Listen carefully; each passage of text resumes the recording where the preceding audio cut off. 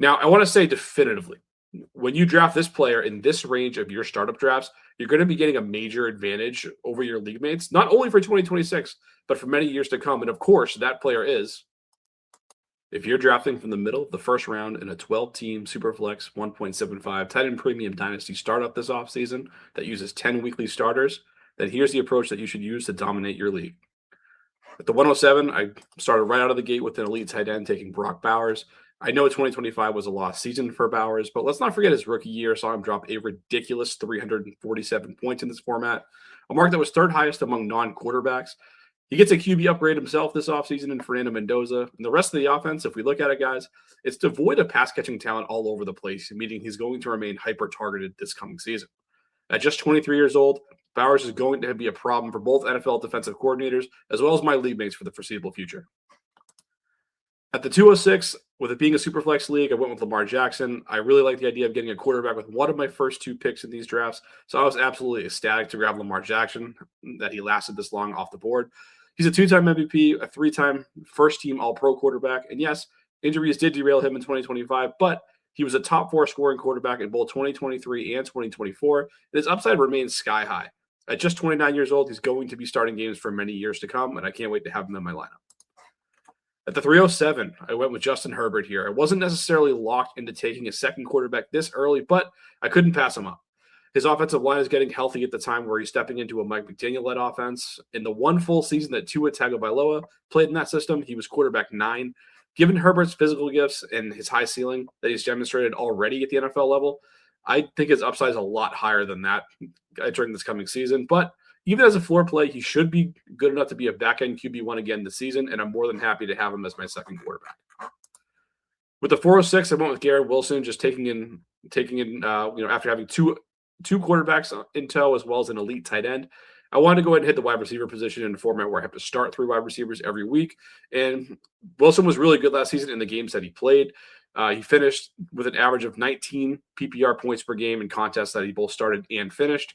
That mark would have seen him finish his WR5 on a per-game basis, which is no small feat considering that he was catching passes from Justin Fields while he was on the field.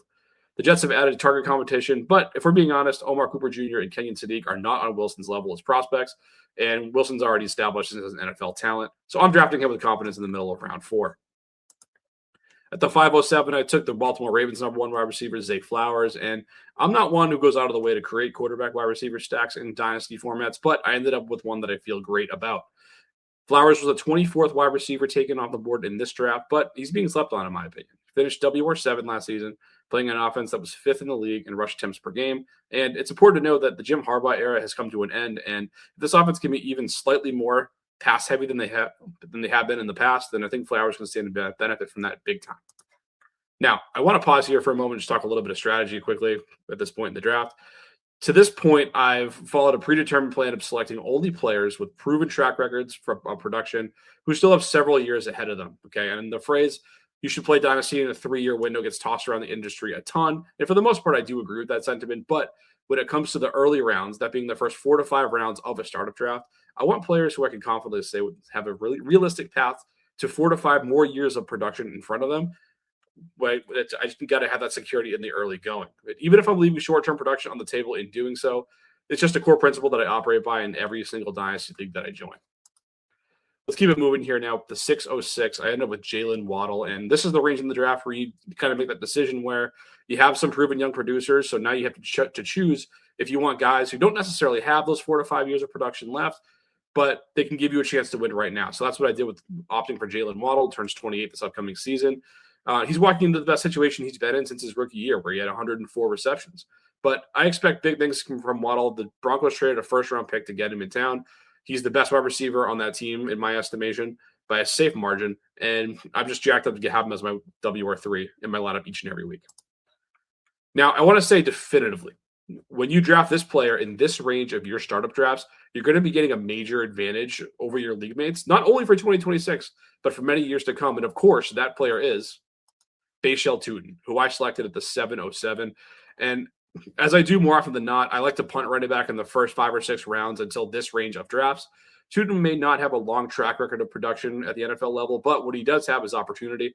Travis Etienne leaves behind just under 300 vacated touches from a season ago, And while Chris Rodriguez Jr. has a cult following of his own, and he's going to get a share of those for sure, I think Tootin is going to lead this backfield pretty easily in touches, and his background as a receiving threat in college, where he caught 50 passes in 2 seasons at Virginia Tech, has me excited about what the 23-year-old can do this year and beyond.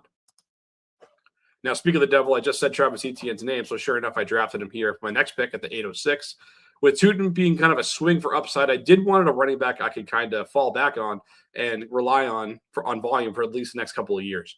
Etienne's contract is structured as just that. He's a 2-year contract, and he's going to be leading the Saints backfield for those 2 seasons. And look, at this stage of the game, I'm not worried about Alvin Kamara. I'm not worried about Devin Neal. I fully expect Etienne to be the guy who's kept plenty busy in Kellen Moore's offense, and it would not shock me in the slightest if he cranked out another top 12 finish this upcoming season. At the 907, I went DeAndre Swift, just latching onto another veteran running back who I think can do some good things in my lineup for me in flex spots this season. A lot of conversation in the Dynasty circles this offseason has been centered around this team's passing game weapons, but last season their offense actually went through their running game. The Bears were second in the NFL in rush attempts per game and 5th in yards per carry, meaning that they both wanted to run the ball, and they were pretty damn good at it. In fact, over the last 3 years in a Ben Johnson-led offense, so his 2 years in Detroit, his 1 year as a head coach in Chicago, none of his offenses have been lower than 8th in rush attempts per game, so there's no reason to think that the trend will decrease this year. With that type of volume available, Kyle Monangai can actually take a step forward, and Swift can still provide reliable RB2 production at a relative discount in the 9th round. At the 10-6, I pivoted back to the quarterback position in Sam Darnold, and I know what you're thinking. I still have a flex spot to fill. You can see it down there, but why am I drafting a third quarterback at this stage of the game knowing that? Well, it is true I need another flex spot, but the worst thing that can happen to you when you're contending in a super flex window is that one of your quarterbacks get hurt.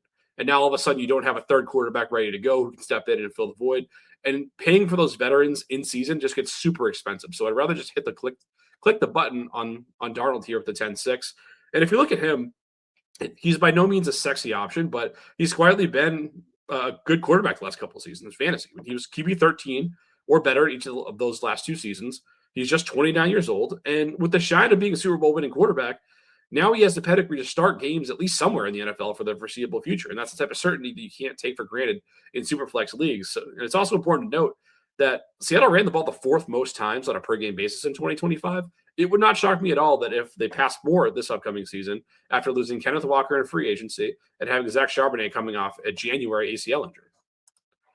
Now, we did have to get that last flex spot filled, so I did that with a few different options here.